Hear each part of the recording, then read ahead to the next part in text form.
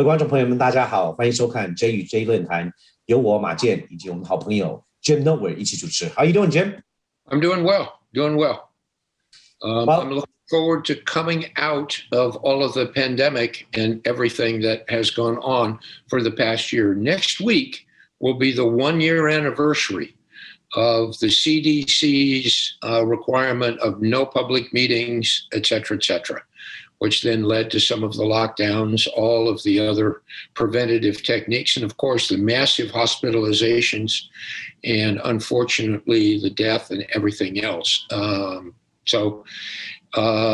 think we're in a far better position this year than we were this time last year. Last year we were like Columbus leaving from Spain. He did not know where he was going. He thought he might fall off the end of the earth. And that's where we were a year ago. Now we've gone around the world and have come back. Good analogy. Yeah. So it was the blind leading the blind last March. And it's been a tough year, Jim. I hope our audience has made out better than, at least not worse than before. Thank you guys for this year's support. I think we're more grateful than ever, but I got my first vaccination yesterday, my first shot. Yeah. Big relief because, waited for a while. I know you got yours quite a while back. Right. So it gives us, like you said, give us a little bit of a sense of normalcy and hope it opens back up. And I really, really hope we can recover a full recovery, the speedy recovery from this fiasco. Right. But great. To speed up the process, Jim, we have to talk about what President Biden will have to sign into law tomorrow, the $1.9 trillion relief package with 1,400 stimulus checks. So according to news reports, majority of Americans actually do support this relief, whether you are, doesn't matter what political party you are. But if we just listen to Congress, there's so much disagreement with it. What is your take on what's going on, and do you support this particular plan? The simple answer to your simple question is no. And what I'm going to say is probably not going to surprise you. I am quite disappointed that it has become a partisan issue rather than an economic issue or even a set of social issues. And it plays into the entire weakness of our political divide and our partisan nature. And I think it plays into the political weakness of our new administration. Mr. Biden had said we want to unify people, but this bill is being passed in both houses of Congress on, if not an absolute party line definition, very, very close in both houses. And I think that speaks ill of our political environment today. And I'm very, very disappointed about that. Now, to make my answer a little bit more complex, I and most other people who consider themselves conservatives would say we are all for helping people who are in distress. And we are all for helping people out of the mess that the COVID process has created. But the information that I'm receiving is of this 1.9 trillion, only approximately 9 or 10% of it is actually dedicated to COVID relief. And I would be all for providing the 10% or even some things in addition to that for minor economic stimulus. And I would be for going back and reviewing the other 3 COVID bills that have been passed that have outstanding amounts not yet spent, and redefining some of those to get those monies into the economy as well, including perhaps additional relief for those people in distress today. But I am not for two great big things. Number one, a bunch of wish list projects and financing for particularly, again, I'm going to sound partisan now, and I really don't like the way this is sounding, but I must be honest with you. I don't want to bail out states and cities for improvident behavior, et cetera, particularly with pensions, public employee unions, et cetera, et cetera. We know that there is a huge political base that is demanding that. I think that will lead us into a lot further political difficulty and economic difficulty as we go forward. And the other thing I'm not in favor of is providing economic stimulus that is not necessary and may be counterproductive. I have been surprised at looking at the economic recovery as the pandemic is processing through, and it is a clear V. Sitting here 6 months ago, I didn't think the recovery would emerge as strong as it is. I think with this government stimulus, several bad things are happening. Number one, the stock market is addicted to not only stimulus, but increasing levels of stimulus. I mentioned to you last time that we're like a heroin addict that needs a further larger hit to maintain his high and his addiction. That's number one. Number two, I think the seeds of inflation are already planted and beginning to bloom. And the biggest indicator of that is the turnaround in oil prices and energy. Energy is laced into every other component, definitely in food, definitely in construction, definitely in transportation, definitely in manufacturing, every aspect of the economy. And when oil has moved from $30 to in excess of $60, we're sitting here a month ago and gasoline prices at the pump were $1.50. In Texas, now they're $2.50. In California, they're $4 or more. Okay, inflation is going to occur.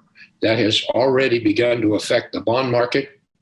It has affected the mortgage market. Some of the economic benefits that we're financing are beginning to stall. And Jimmy, you're too young to remember, but this feels like the Jimmy Carter administration. Oh, I studied those days in the 70s when inflation was ridiculous. The oil, the energy crisis, oil embargo, when you could get, 80% interest on your CDs or whatnot. Yeah, it's beginning to feel like that all over again. And I don't sound like an old-fashioned curmudgeon, but you're not sounding like that. I really want to anticipate what's coming. And where I'm most concerned is for my children and your children. Because and you mentioned the popularity of this bill. Well, if you ask somebody, do you want free money or not? Who would say no? Almost everyone is going to say yes, but nothing is free. The government is taxing or borrowing. And Biden has said he's going to do both. He is going to borrow right now, and he's going to tax in order to repay some of the borrowing, but not all of it. You can't tax enough to pay for all of this. And so guess who's going to pay? If it ever gets repaid, it will be our children. And to me, that is what economists call generational theft. We are stealing from our children, and my children are old enough to know better. Yours probably are not. They're too young to vote or even consider this.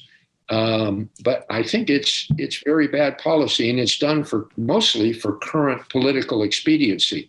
So what we're doing is we're solving yesterday's problems with tomorrow's money to benefit today's politics. And I just think that's a bad bet. Okay, so I answered the question. I probably you in the audience very rarely to think about. So okay. No, it was Very insightful. Jim, look, very rarely do we agree because, our political spectrum is very different, but there's also so much, there's no doubt we're fiscal conservatives. Mm-hmm. Being responsible is not a right or left issue, that it should be basics, your basic minimum as elected official. Yeah. I agree with some parts that, yes, there needs to be oversight. Look, Congress, they pork barrel. Okay, they slip bills in there, get money for their district so to ensure it benefits themselves, so they can get reelected. Right. This is the pro and cons of a democratic elected free society. Mm-hmm. In my business, we know you're right. We agree with you. I agree with you that this short-term prop, this free money, this liquidity in the market is unsustainable and it's a bubble. Are we in bubble territory? Yeah, we had a huge correction the last 2 weeks. And because of this bill, market keeps going. The fundamentals are out the window. Mm-hmm. And passing the buck to the next generation, to my kids, you're absolutely right. But at the same time, my generation could also blame your generation and say, hey, look, you guys did not you guys, but your generation did not manage correctly, where we have more debt. So when I'm time to get my Social Security, I know I'm not going to get it. Yeah. Am I going to sit there and blame Reagan or Clinton? But I mean, everything you said is absolutely true. How do we come to that middle ground? No one will ever be happy. Nobody will ever be happy when it comes to this once in a lifetime type of relief bill. Is it necessary for us to get this money out? It is. Can we take politics out of it? There's no way. No. There's no way. And if this was a different administration, would the other side be saying the same thing? It would absolutely be. Am I worried? I am absolutely worried. I don't know if your audience heard this before, but me and you, we said it many times. COVID affects everyone, but it affects the lower income more disproportionately. The wealth gap is larger than ever. I don't want to live in a country where the top 1% and everybody else is the bottom 90%. That's not how America was built. We're not in those kind of countries, because that will not end well for us or for our children. Mm-hmm. We want to spread it out. We want everyone to have a chance. Mm-hmm. This disaster, COVID, has really exposed fundamentally how politics have held us back. Mm-hmm. We talked about it before in a few episodes.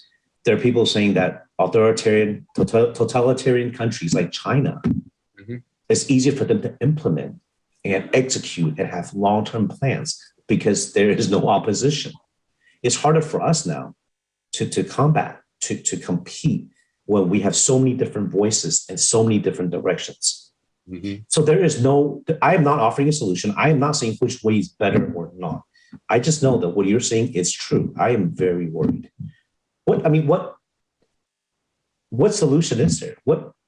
How do we stop taxing our children? Well, you really have a couple of alternatives, I think, Jimmy. None of them pretty, because we're already in pretty deep. And in looking at the deficit and then looking at the cumulative debt, you really have only a couple of alternatives. If you don't do something now and we keep going unchecked, two bad things will happen. Number one, we will have inflation. And if you think our current situation now that exacerbates economic inequality, it will make it even worse going forward. And it's not just in the United States, it's a global problem. Just look at the problems with the vaccine. People say the rich countries are getting the vaccine. Well, that's totally true. Why is that? Because the rich companies, A, financed the research, and B, can pay for it. And there's different vaccines going around the world. Some of them safe, some of them not safe. That's just an indicator. So inflation is bad. The other thing is, ultimately, there will be austerity. And we've looked at a few debt crises, South America, Venezuela, Mexico, Southeast Asia 20 years ago, Vietnam, Thailand, etc., really bad. If you don't correct yourself, austerity is forced upon you. And that exacerbates the inequality as well. So what should we do? I'm not one that says we should force ourselves into austerity now. But I think what we could do is let the air out of the balloon slowly and predictably and begin to tighten things.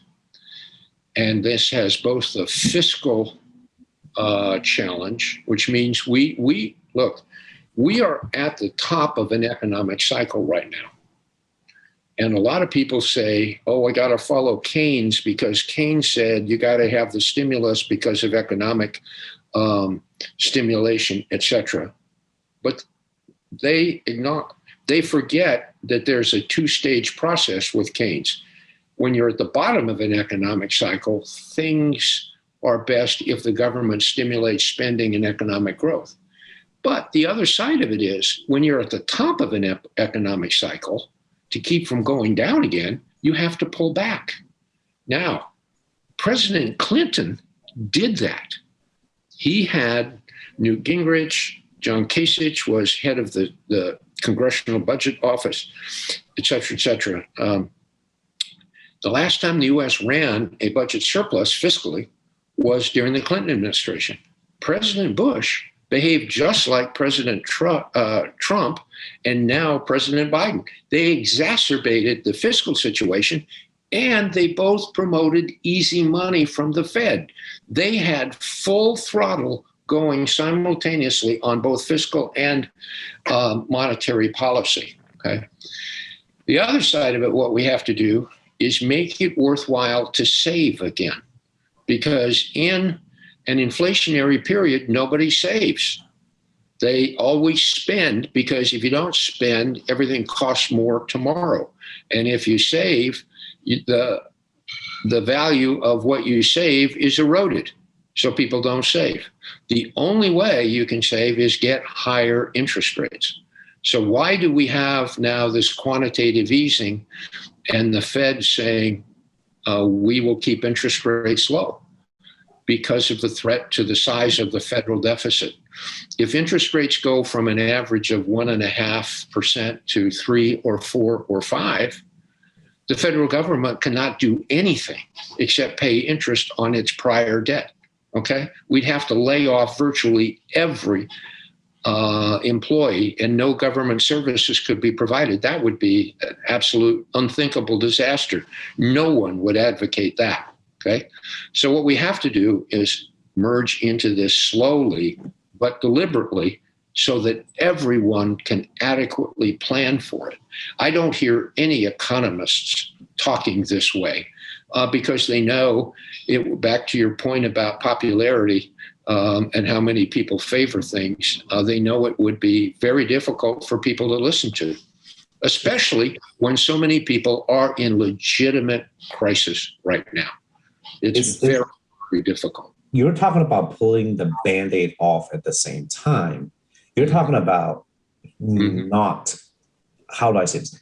You're talking about prolonging instead of dragging it out and make it long-term pain. Right. You want it to be a short-term pain to combat, to make it deflationary. Austerity, I mean, if we have to get to that point, we're the leading economy in the world. The world markets would crash. Our stock markets would definitely crash. It would cause a lot of pain for a lot of people in the short term, no doubt. Right. It would. Now, are politicians willing to take a risk? No, they will not take this risk. They will not. So does this mean we're going down this path? I mean, how we recover from the 70s, and the 80s by taking some extreme measures and very good governance. I don't think that we could go down the same road with this kind of partisan politics, with this kind of vitriol and hatred between parties, and with technology and spreading so fast. You're right. The popularity contest is a problem instead of serving the people. Jim, you're making me very worried now. I'm sorry. No. We need to be worried. If everybody is, we need to be worried, because if we're not worried, then we won't motivate ourselves to change. Yeah. Yeah. Because our own economic analysts, or even our own chief,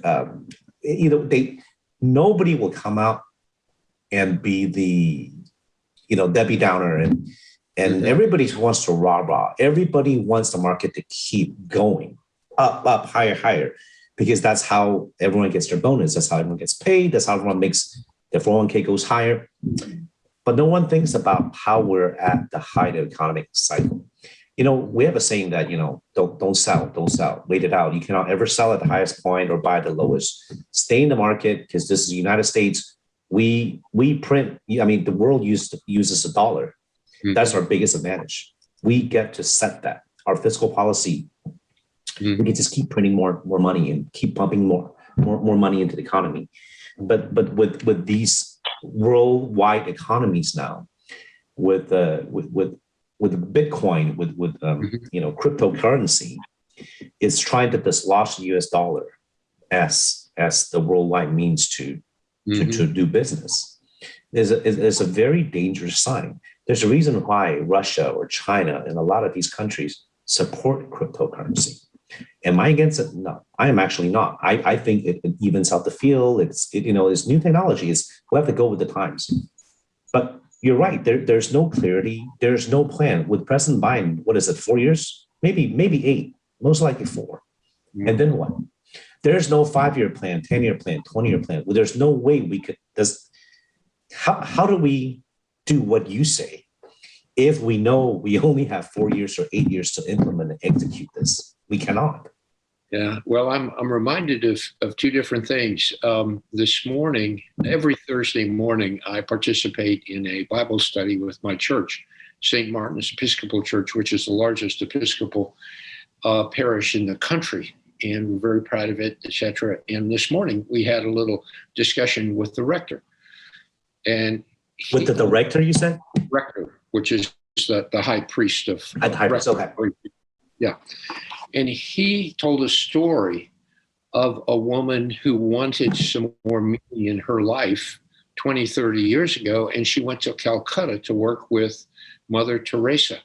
Oh, wow. In India, wow. In India. When she did, she left, upper end income in Houston to go to Calcutta. And I have been to Calcutta, and I have been with Mother Teresa and her missionaries for the deaf and dying, and it is a tough place. Wait, you have been there?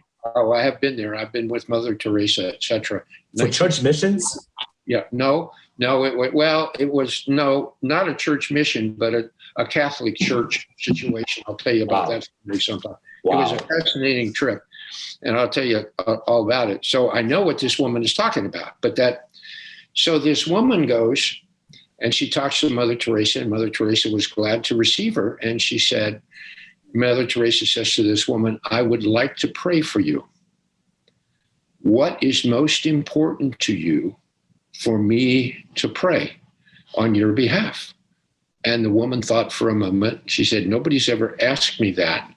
And she thought, and she said, for clarity. She said, there is so much uncertainty.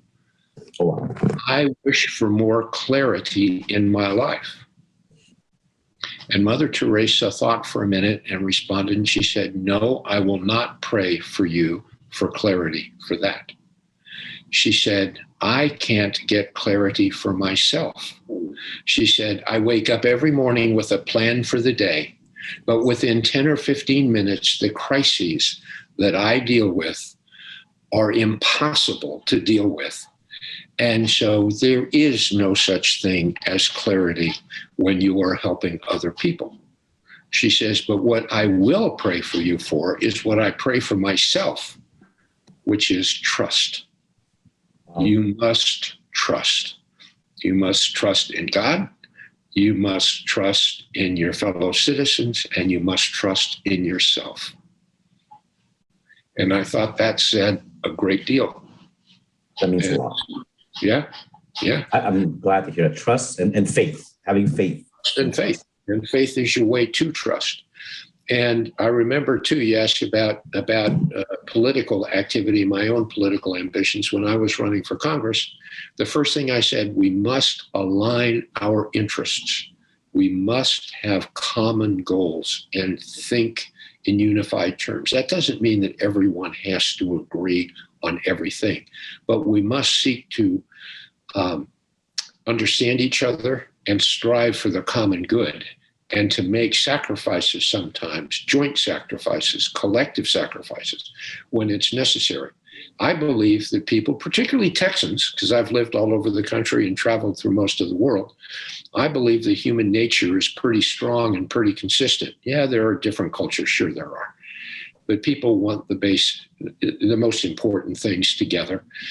And so what that means is we should be looking out for the common good. And if we need to make sacrifices or we need to share our bounty and good fortune, we should be doing that too. And that's what we all should be doing. We should be governed by that. Jim, yeah. You know what you just said could be construed by certain people as saying that's a socialist saying. Well, maybe. Let me challenge that. You always beat me, which is good. A socialist distributes what has already been earned. A capitalist wants to earn more, to create new wealth. So many people, including many conservatives, many Christians, they want to do socialistic works. They go feed people. And that's fine. I would never question anybody's motivation or goal for that. To me, the most important humanitarian thing that someone can do is to create economic growth and to create jobs.